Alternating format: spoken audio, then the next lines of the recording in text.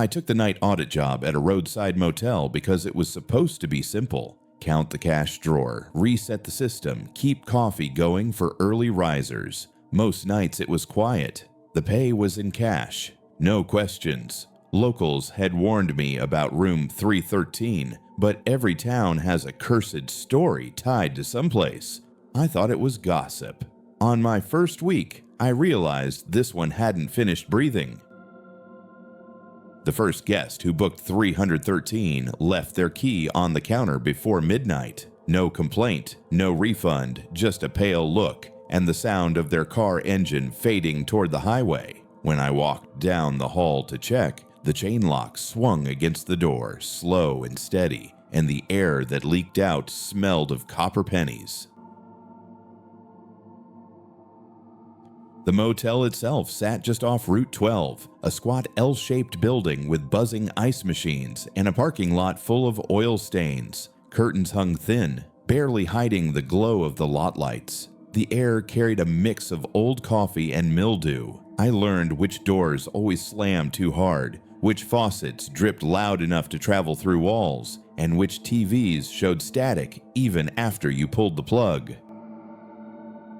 Every log I kept drifted back to room 313. The brass number was scratched nearly smooth, as if keys had been dragged across it for years. The carpet outside stayed damp, even in dry weeks. Inside, the bathroom mirror fogged in patterns, no matter the temperature, shapes that faded before you could name them. Guests stayed one night and checked out without a word. Some never even asked for receipts. Housekeeping told me they hated servicing it, always leaving it last. They said it felt like the room watched them, and they rushed the bedspread into place without checking corners.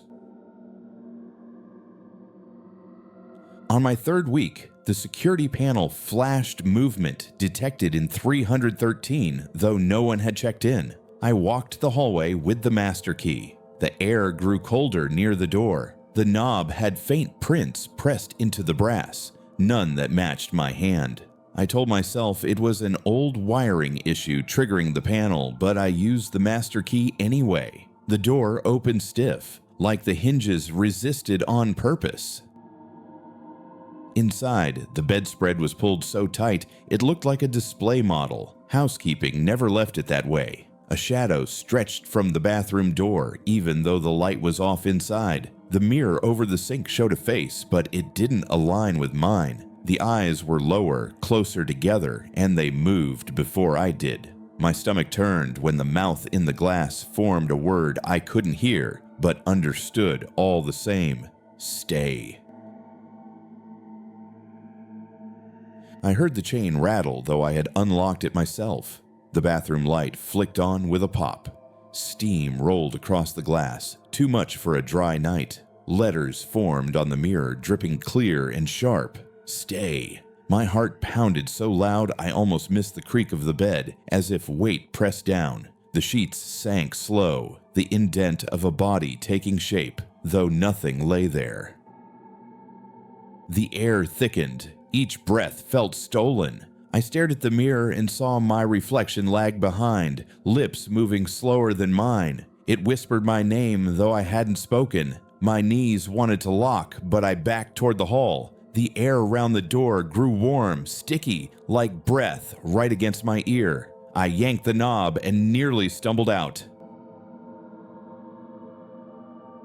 The door slammed behind me so hard the frame shuddered. In my hand, the master key bent until it snapped clean in two. My chest heaved as I stood in the hall, staring at the brass number, now glinting as if freshly polished. A guest in the next room cracked their door and looked at me like I was crazy. I forced a laugh, pocketed the broken key, and walked back to the desk. After that night, guests still checked into 313. Sometimes the system logged payments even when no clerk entered them. Housekeeping reports stayed blank. Sheets came back folded but unslept. Management never asked questions. They wanted a body in the room, not reasons. I logged everything in a private notebook instead. I made sure never to step inside again. The longer I stayed at the motel, the more I noticed subtle changes. The security feed sometimes showed a figure in 313's window, even when it was vacant. Shadows on the lot stretched too long when headlights swept past. The ice machine down the hall never clinked louder than when someone occupied 313, though the bin inside stayed empty. The room seemed to pull small noises into itself and return them doubled. One morning, the system printed a folio for 313. The name line was blank. The checkout time marked 3:13 a.m. The receipt smelled faintly metallic. I slipped it into my pocket and never showed the manager. Some rooms keep their own register, I realized. Room 313 wasn't a vacancy. It was a ledger that didn't need permission. If you ever take a night shift at a roadside motel, count the rooms twice. If one looks back at you, don't open the door. Some rooms collect more than rent. Room 313 still keeps names even after the guests have left.